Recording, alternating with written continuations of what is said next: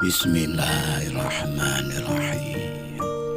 Assalamualaikum warahmatullahi wabarakatuh. Wahai anak-anakku, murid-muridku yang senantiasa dirahmati oleh Allah SWT, marilah kita lanjutkan pelajaran kita ngaji belajar urip. Kali ini kita akan membahas hidup lebih dahulu. Siapakah yang lebih tua daripada Tuhan? Demikian bunyi surat wasiat yang diterima oleh Rekso Sumitro, cucu dari Surya Sumitro, anak dari Joyo Sumitro. Keluarga Sumitro adalah sesepuh desa Karangjati, desa yang berada di tepi hutan di lereng sebuah gunung. Surya Sumitro dikenal oleh penduduk desa setempat sebagai sesepuh desa. Selain sebagai lurah, Surya Sumitro juga dianggap sebagai bapak dan sekaligus guru bagi seluruh warga desa. Pribadinya yang sederhana namun tegas dan bijaksana menjadikannya sebagai sosok yang tidak tergantikan. Maka tidak mengherankan apabila lurah di desa itu selalu dipimpin oleh keluarga Sumitro. Surya Sumitro digantikan oleh Puspo Sumitro, Joyo Sumitro, Rekso Sumitro. Dan Rekso Sumitro adalah generasi keempat dari keluarga Sumitro. Surat wasiat dari Surya Sumitro dibaca oleh Rekso Sumitro yang sekarang menjabat sebagai lurah desa Karangjati. Joyo Sumitro, ayahnya, memberikan surat wasiat itu kepada Rekso karena pesan kakeknya bahwa setiap penerus Sumitro baca surat wasiat itu. Dan surat wasiat itu berbunyi, carilah orang yang mampu menjelaskan pertanyaan siapakah yang lebih tua dari Tuhan. Bergurulah kepadanya, taatilah semua nasihat-nasihatnya, agar kelak dapat menjadi pemimpin yang adil dan bijaksana.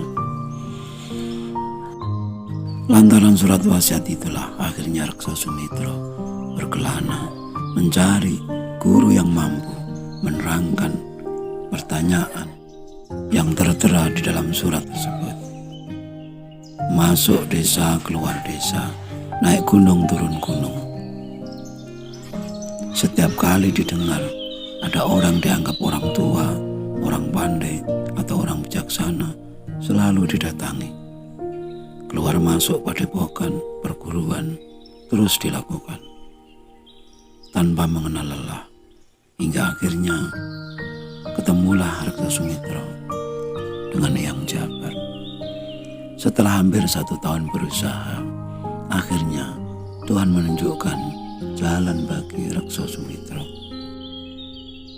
Setelah berjalan hampir setengah hari dan merasa tubuhnya lelah, Rekso mampir di sebuah kedai yang sederhana namun tempatnya luas, memesan makanan dan minuman.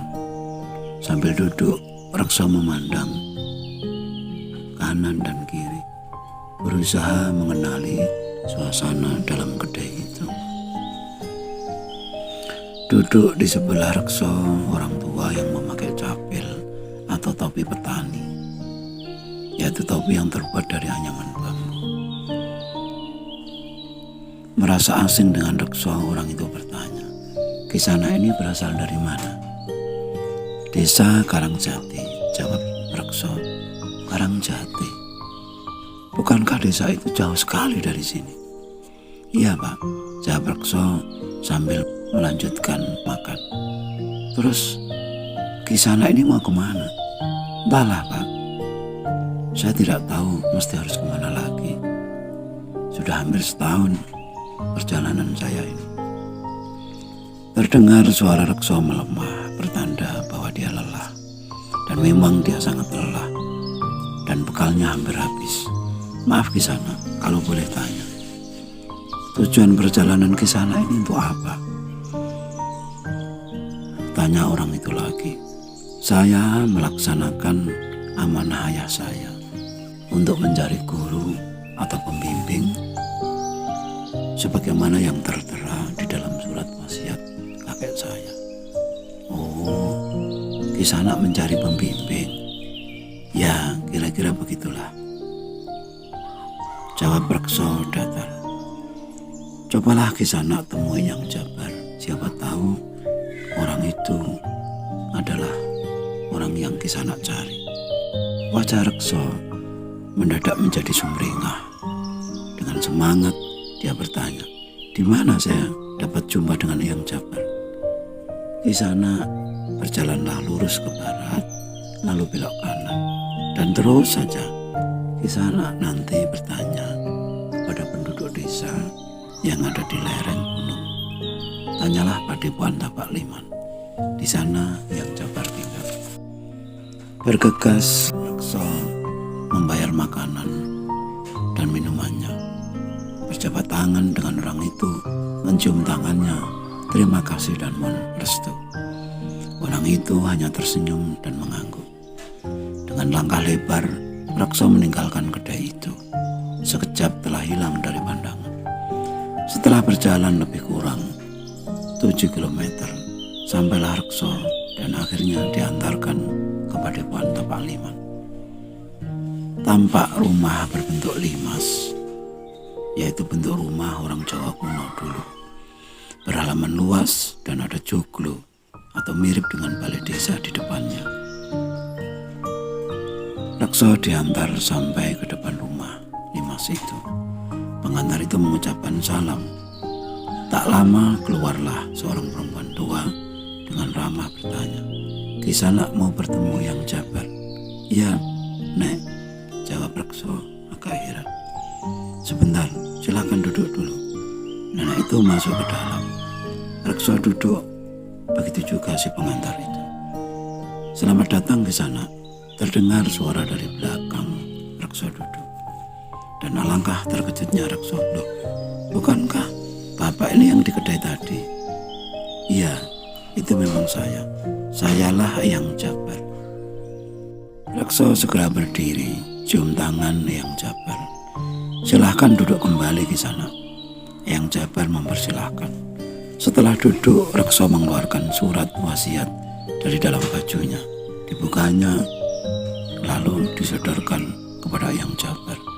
Yang Jabar menerimanya, membacanya dan tersenyum. Siapa yang lebih tua daripada Tuhan? Yang bertanya ini siapa? Tanya Yang Jabar. Tidak tahu Yang, jawab Rekso. Bukankah Tuhan itu bersifat hitam, dahulu, tanpa ada yang mendahului? Bila mengacu pada keterangan ini, tentunya tidak ada yang lebih awal atau lebih dahulu daripada Tuhan. Dialah yang menyebabkan alam semesta ini ada. Bagaimana mungkin ada yang lebih dahulu daripada Tuhan? Namun bila kita kembali pada yang bertanya, menanyakan Tuhan, dia pastilah orang hidup, orang yang masih hidup. Sebab orang yang sudah mati tidak mungkin dapat bertanya. Untuk dapat bertanya, kita harus hidup terlebih dahulu. Meskipun itu pertanyaan tentang Tuhan. Siapakah yang menyebut nama Tuhan? Manusia tentunya. Namun sayangnya tidak semua manusia mencapai kesadaran menanyakan keberadaan Tuhan. Bila kita nyatanya tidak pernah menanyakan keberadaan Tuhan, dapatkah kita yakin bahwa Tuhan adalah yang Maha Pencipta? Bila hidup kita merasa tidak ada kaitannya dengan Tuhan, benarkah Tuhan itu ada atau wujud ataukah lahir? Sedangkan yang tidak pernah lahir atau tidak pernah ada, pasti kita anggap tidak ada. Bagi yang tidak pernah memikirkan Tuhan, Tuhan itu tidak pernah lahir. Sedangkan kita hidup, sadar tidak sadar, bila kita merasa hidup lebih dahulu daripada kesadaran akan Tuhan. Kita merasa lebih tua daripada Tuhan. Jadinya hidup itu lebih dahulu ada sebelum kita berkata atau bertanya tentang Tuhan. Siapakah yang lebih tua daripada Tuhan? Jawabannya adalah hidup. Hidup lebih tua daripada Tuhan. Bagi manusia purba, benarkah Tuhan itu ada? Bagi orang ateis, benarkah Tuhan itu ada? Kisana, siapa namamu? Rekso, jawab Rekso. Tinggallah di sini sekurang-kurangnya 35 hari agar engkau lebih memahami makna hidup, terutama hidupmu sendiri. Sungguh sayang bila terlanjur hidup namun masih belum mengerti tujuan hidup, maka sia-sialah hidup. Jadi tidak ada bedanya antara hidup dan tidak, antara ada dan tidak. Wahai anak-anakku, murid-muridku, lalu apa manfaatnya bila kita telah tahu bahwa hidup kita lebih tua daripada kesadaran adanya Tuhan? Bila hidup itu memang begitu pentingnya, lalu bisakah kita menghargainya, menghargai hidup? Hidup siapa saja, terutama hidup kita. Apalagi bila kita hubungkan dengan pengakuan bahwa hidup adalah kasih sayang, bahwa hidup adalah kasih sayang dari Tuhan. Kita harus terus meningkatkan kesadaran kita bahwa hidup kita adalah atas nama kasih sayang Tuhan. Sehingga setiap yang kita lihat, setiap yang kita jumpai, tak lain hanyalah kasih sayang. Pandangan yang sama, pandangan yang merata, semua yang hidup adalah kasih sayangnya. Bila sudah demikian, mana mungkin kita tidak adil di dalam menjalani hidup pada diri sendiri, apalagi pada orang lain. Tidak salah bila keluarga Sumitro sampai mengeluarkan wasiat seperti itu, suatu pancingan agar kita menanyakan hakikat Tuhan, menanyakan hakikat hidup, dengan harapan setelah sadar akan hakikatnya, kita akan menjadi manusia seutuhnya, baik di atas maupun di bawah, baik di kanan maupun di kiri, jadi abdi maupun jadi raja. Hidup kita tetap berlandaskan kasih sayang. Dan tentu saja harapan Surya Sumitro adalah bila lurahnya adil dan bijaksana, maka warganya akan adil dan makmur. Kemaripah loh Cinawi, sejahtera dan sentosa. Sekian dulu wejangan-wejangan yang mohon maaf atas segala kekurangan, dan semoga selalu bermanfaat.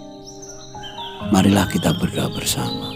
Ya Allah, mudahkanlah jalan pengabdian kami kepadamu. Amin, amin, amin. Ya Rabbal Alamin. Assalamualaikum warahmatullahi wabarakatuh.